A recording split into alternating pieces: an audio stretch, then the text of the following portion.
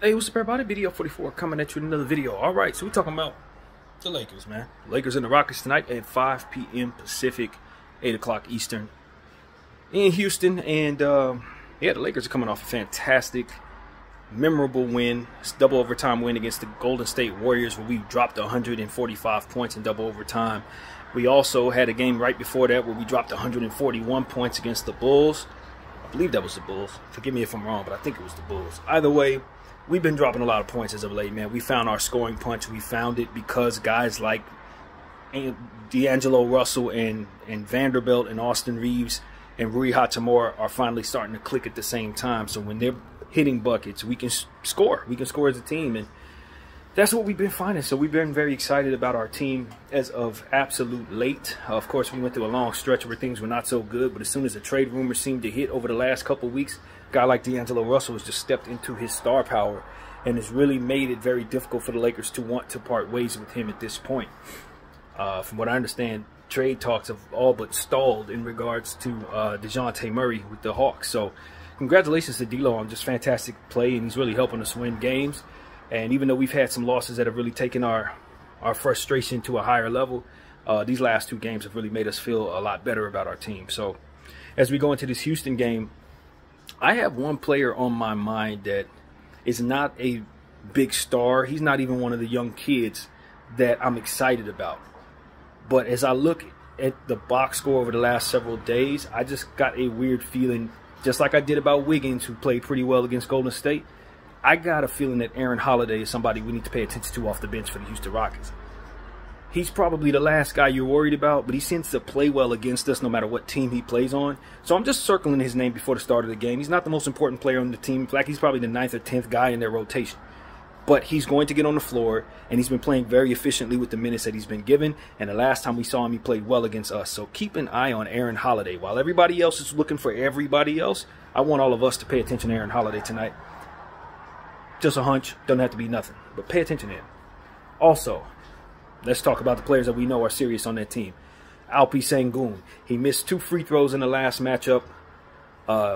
Who did they play? God, I've seen so much information on this team. I think it was the Brooklyn Nets. They lost that basketball game off of his free throws, unfortunately. A lot of frustration there from their fans. I expect for him to want to bounce back, play well. We'll see if Anthony Davis goes. From what I understand, he's a game-time decision like he always is. But he did have that growing injury or whatever that was in the last game that he played straight through, along with countless other banged-up injuries that come along the way for Anthony Davis, who gets double-teamed, triple-teamed, and pushed around every game, all game.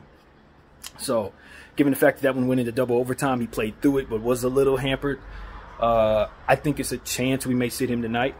LeBron James is going to go. He was fantastic in the last one. Didn't even seem like he was tired at the end of that game, which was a testament to his stellar conditioning over the years. He had 20 boards, his career high, along with triple-double, Mr. Triple-Dub that showed up in that game for him in double overtime. He was spectacular, and I'm expecting he'll have another big game tonight against the Rockets in Houston. We're on our Grammy road trip right now. This is 2 of 6 games. I think it's a 6-game road trip. And we do have a back-to-back going on with this one, and tomorrow night we will be in Atlanta where we will see DeJounte Murray if he suits up. And, you know, I think this is one of those games where all the more reason why you may expect us to sit one of our stars. We may sit Anthony Davis. We sat him earlier in the year against the Rockets, and it didn't go so well for us. Jalen Green had a monster game in that particular one. So I just think it's important that the Lakers do have Anthony Davis on the floor because Alpi and Jabari Smith will be likely on the floor. Jabari's missed a couple games. He's been out for a little bit, but I expect for him to play tonight. He's not on the injury report. In fact, the only person for the Rockets on the injury report is Deshaun Tate, who will miss this game tonight. For us, we're going to miss Cam Reddish and Vincent. Those guys are going to be out for a little bit. But everybody else, like I said, is either game-time decision or not, as far as Bron and AD. And from what I understand, AD... It's whatever it could be. You don't know. I think it's up to the organization. He's going to probably try to play through that. From what I understand, he has been the #1 guy over the last 360 days. He's played more games than anybody else, which is kind of strange because I know that there are 2 Iron Men in this league that don't miss games, so I might have got that stat wrong. But the point is Anthony Davis has shaken off street clothes. that moniker, you can't really call him that at all right now because he's playing through everything. So you got to appreciate Anthony Davis and just how much he's been intent on proving people wrong. And not only that, but playing at a NBA championship level, MVP-like level while doing so, taking on responsibilities on both sides of the floor. So I couldn't be more happy with our superstar Anthony Davis, and I've been telling you guys that for weeks. I'm happy with him. So going forward, we need Austin Reeves to continue to play as well as he did against Golden State. I think he had 20 points, 8 assists. We need that to continue. Be aggressive. His defense wasn't working. You know, he knows that he needs to study the tape on that game because he was jumping and flying around on pump fakes and stuff like that. Things that he's just going to have to shore up. He may not be strong enough to keep up with certain guys, but there are certain things here that I know he can improve on defensively, and he's going to work on those things, I'm certain. And if he's playing well, the team tends to play well. So if he has a big game tonight, that would be fantastic. The Houston Rockets are one of the teams that he passed on to go to the Lakers. He could have gotten more money with them. The money that Dillon Brooks basically got is the money that he ultimately would expect to have gotten if he chose to go there. So that's in everybody's mind in Houston. I know that they probably wanted him there. He would have probably fit in with them, but he chose LA, and that's what it is. So I wanted him to come out there and show everybody why he wanted to be a Laker, why that's important, and I'm sure he will. Dillon Brooks, since we mentioned him, that's somebody you want to pay attention to. Obviously, the Lakers fans, we have a certain level of vitriol toward him from his days with the Memphis Grizzlies, where he gave LeBron James the Raja Bell treatment. That's who he's trying to be. He's trying to be LeBron's Raja Bell. He wants to be the league's villain, but he didn't back up his talk last year when the playoffs hit and we ran him up out of the gym. He didn't have nothing to say after that. So the respect factor isn't really there. We don't necessarily respect old dude, but we know what he can do around the perimeter defensively. And what I would want us to do is turn him into a volume shooter, because if he shoots a lot, 9 out of 10 times he's going to brick a lot. Now, he did start the season very hot this year, but that weaned off, and now he's back to who he normally is. So if he's shooting 25 and 30 shots, that's exactly what we want. Turn him into a shooter, turn him into a scorer, and not driving at the basket but shooting jump shots. If you can turn him into a volume jump shot shooter somehow, you're probably going to win. That's just what it is. But you don't take him lightly, and if he does get some shots going, he can get hot. Jalen Green. Jalen Green is one of the fantastic young players in this league, even though his shot selection is just infinitely bad. He's horrible at choosing the right shots to take. He just kind of launches stuff, but when he gets hot, he can stay hot, and he's one of the best athletes in the world. Just extremely dynamic in getting off the ground and darting all over the floor and covering space really fast and stuff like that. He has that aspect of his game cannot be taught. And so what I understand about Jalen Green is, as he continues to develop, his athleticism is just going to bleed through any of his other mistakes, and he's going to turn into a perennial all-star probably within the next 3 to 4 years. You can give him, you can say he's going to go for like 30 points if he's shooting well. That's a given. He usually tries to kill the Lakers, but over the last 2 matchups against us, he has played poorly. The first matchup, as I said, when we didn't have AD out there, he was really good. So hopefully we can continue to see more of what we've recently seen. He continues to struggle against us, and that should play into our favor, but you can't count on that with this dude. He is a monster, and he's still developing. He's still got a lot of maturing to do on the basketball court, but otherwise, I know better than to think he's anything other than a superstar going forward. He's going to be a superstar because his athleticism and his scoring and his gifts on the basketball court are God-given, touched by God type stuff. So that's what I know about Jalen Green. You just got to pay very close attention to this dude. He's a California kid, so you know he's going to always want to show up against us. And so that's what I expect. Given that he didn't play well in these last 2 against us, he's going to want ball out against us this time. And he has had a good week, scoring the ball and stuff like that. So he's not in the worst stretch of his career right now. Definitely not. As I said, Jabari Smith is just coming back from injury. Just got to pay attention to him defensively. He's a pretty solid player, developing also into a star in my mind. Definitely somebody you take seriously from behind the arc. Drafted to be a 3-and-D center, power forward type combination, and has a lot of other intangibles as well. When he steps into his bag, the ceiling goes way high. You won't be surprised to see him go for 30, 40, even 50 points someday. So you just got to pay attention to him. His role is kind of lesser in this rotation with this particular team, and they don't ask him to do as much as he would otherwise be drafted to do. And I think it works in his favor because it allows him to not have so many responsibilities so soon. So I like where he's at and how he's going next to Alpi Sengun. And he really provides a lot of defense for them. So we need to understand that his development right now and his role is in the defensive side of the ball. So that's his responsibility: rebound, defend, block shots. So that's why it's important we have Anthony Davis out there, because if we don't, whoever he's on, he's probably going to give a lot of trouble to. So yeah, that's what I see there. Pay attention to him. Of course, as I've already mentioned, Alpi's one of the best centers in the league, man. You just got to understand, from my perspective, I think he's baby Jokic, man. He can make passes out of this world. He score around the rim. His defense is underrated. He's a much better defender and steals player than people think. He rebounds well. He plays strong. He's heavy, and he doesn't mind being physical. And so, you know, I look at him as an all-star potential player.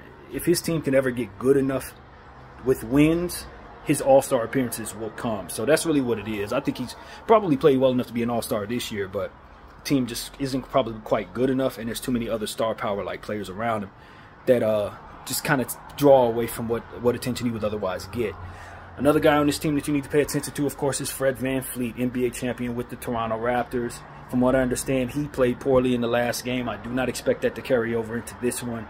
He's had an all-star level season as well. This is a team full of young stars, man.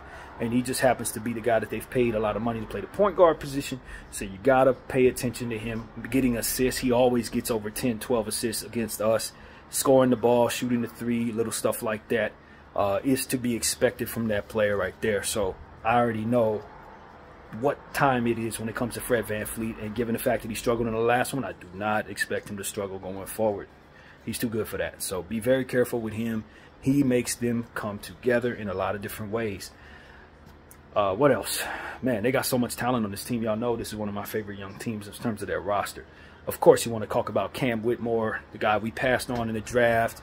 He's starting to get minutes with this team. He also has shot selection issues, tends to be a bull in China shop type of thing. Sort of like Rui Hachimura tends to be, sort of like Juju used to be back in the day. But at the same time, this is somebody who's starting to get the minutes, and he's giving you the production that you'd expect from him. He's uber athletic, ferocious dunk monster. This is what this is. Slam Whitmore is what they're calling him. He's just dunking the ball.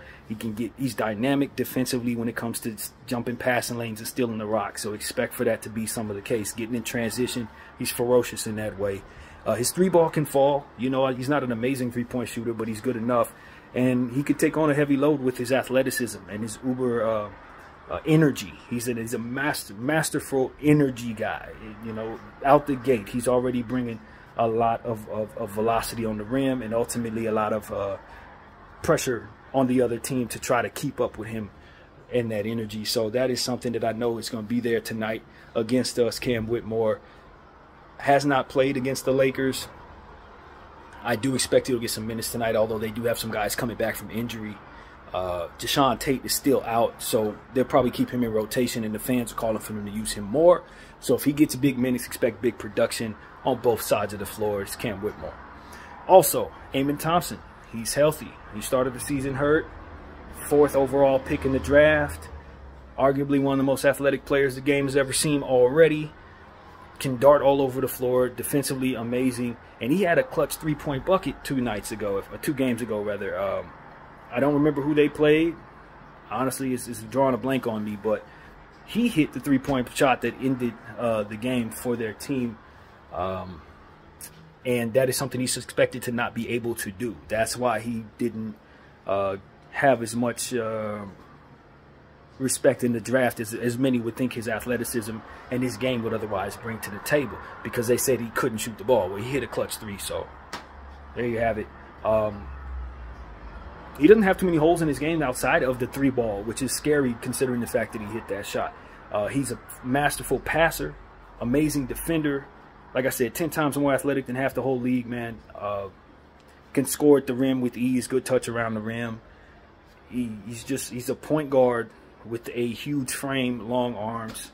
His twin brother out in Detroit is fantastic as well. And now that he's starting to get the minutes, you're really starting to see what he can bring to the table. Steals, blocks, rebounds, scoring, continuity plays that make others better. He's a super gifted basketball player. also from California in the Bay Area up there, and probably going to want to play well against us, man. Probably going to want to play well against us. He hasn't had a chance to play because, of course, the Rockets have a lot of vets that they want to play as well, but now they're starting to work Whitmore and Amen into the equation. And so tonight is a big night for those guys at home with a lot of confidence, the crowd behind them. With them two plus Green, I expect the athleticism to be a bit more than what we really want to go against, especially coming off of a double overtime game against the Golden State Warriors. This is a different beast. We only got one Vanderbilt, and we're going to need a couple of them to try to really stop this team if they're all clicking at the same time. They're extremely difficult to beat. This is a game you want to win, man. We've won 2 out of the 3 games against this squad, as already mentioned. So that means if we can get this one, we have the season series. They're right behind us in the standings, fighting for a play-in tournament opportunity. And like I said, with all the talent that they have, I'm sure the NBA Western Conference would probably rather them stay out of the playoffs than to creep in there, and all of those guys potentially playing well at once, making them nearly impossible to defend when they all get it together at some point. You know, they got fantastic coaching with Ime Udoka there, having already gotten his team into the finals in his rookie season with the Celtics. Off the court stuff had him removed from the Celtics, but now he's with this team, and I can argue they're just as talented. So this is a dangerous basketball team we're going to be seeing tonight, and I don't doubt that with it being on their home court, if you don't bring it tonight, you're rolling the dice. You know what I mean? You can expect for them to not play well in a lot of games because they're still developing, still trying to figure it out. Like I said, they tend to overuse their vets, and sometimes those vets really do take away from the overall dynamic of this team. But when they don't, when they go to the youth movement, they're ferocious and very, very, very difficult to stop. So we'll see what they do. Of course, Jeff Green is going to get his minutes. You got to respect Jeff Green because even though he's an old man, he's still playing like he's young. He still has the ability to dunk on your head and hit threes and all that other stuff. He's sort of like Bron in the sense that he's not really running in the father time, even though he's an older guy. So I still respect Jeff Green. In fact, I respect him more this season than I did last. He fits in with this team. You can't deny that. Guys like Jock Landale was on this team. He played some good minutes with the Phoenix Suns last year.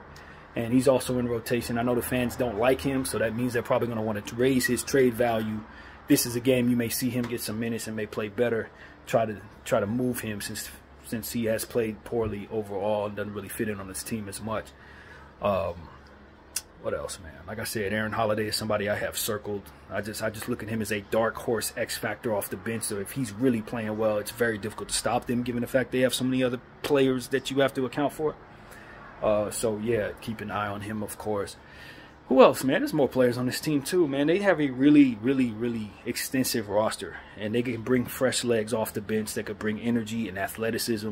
Anytime anybody gets in foul trouble, anytime they go to the second and third wave of their bench, you have to understand that they bring dynamics that you have to account for.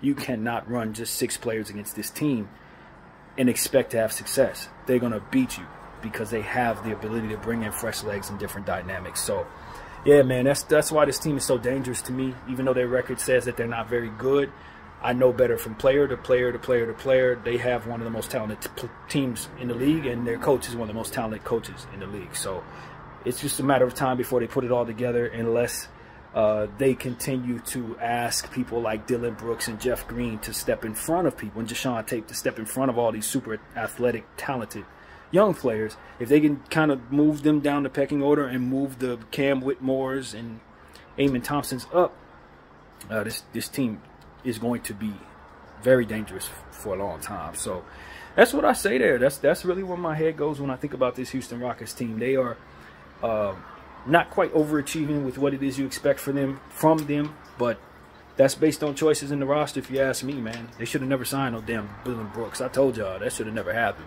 But they did. They gave him $80 million, so he's down there jacking up threes and causing problems and, you know, just being Dillon Brooks. So I expect for him to do more weird stuff. Just like I said about Draymond Green in the last one, and he did weird stuff. Expect weird antics from this clown because that is who he is. That is exactly who he is. He's going to do weird stuff when Bron's on the floor. He can't help himself.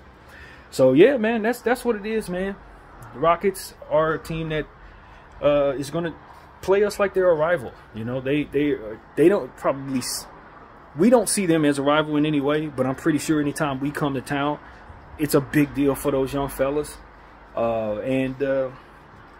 You know, given the fact that Udoka has Celtic ties, even though that didn't go well, he probably has a certain level of interest in beating the Lakers as well. So he got into it with LeBron James earlier in the season. I ain't forgot about that. So just expect it to be chippy tonight. Expect it to be chippy tonight. Hopefully Anthony Davis can go. That's what I got to say. You know, the Lakers going to be wearing their yellows tonight on the road, which I hate that. And they're going to be wearing their road reds at home. Again, stop that, NBA. And what else, man? I think this team has won, what? The Rockets have lost 2 of their last 5. I honestly don't remember. They've had games, and I did all the homework, and it just left my head. They played against the Brooklyn Nets. They've also played against, I believe, the Charlotte Hornets. They got the victory there in an exciting matchup where I believe Alpi went for 30. I think that's how that went. They lost to the Boston Celtics just like everybody else does. That was a Dylan Brooks game where they let him shoot so many shots and he just bricked all of them, that kind of thing. So, you know what I mean? The Houston Rockets are playing fair right now. And this is a game I'm pretty sure they're looking at home after coming off of a 2-game road trip in the Eastern Conference, in the East Coast, where they can come back home to Houston and try to relax here a little bit against a Laker team that's probably tired. So we need to make sure that relaxation never takes place. Even though they feel like they're at home and the crowd should be behind them, I'm sure there'll be enough Laker fans there to put a little noise behind our name. So, you know, that's what I say. Get loud, Laker fans in Houston. I know y'all there. And hopefully Bron and AD can put on a show. Hopefully we can get a lot more out of Austin. And Vanderbilt's been playing great, so hopefully we can see that energy as well. And then, of course, D'Lo. D'Lo is just continuing to prove why he can be a star in this league, why he was an all-star in this league. If he can just put it all together, be healthy for long enough, and be intent on playing well, he's unstoppable, man. We can clearly see that. Ice in his veins isn't all the way gone out of him. We thought we had lost it, but he found it over the last couple of weeks, and now making it very difficult for the Lakers to even want to trade him, let alone be able to. So excited about D'Lo's performance tonight. Hopefully he can continue to shoot well, feel good on the road as he did at home. And that is really where my head is, man. This game's at 5 o'clock, as I've already said. So everybody be ready for the early game back on the road, as we've been at home over the last 3 or 4 weeks. We've had consistent games at night, but this one's going to have us early. So it is what it is, man. Lakers versus Rockets. My name is BDL44. I thank y'all for watching. I'm out.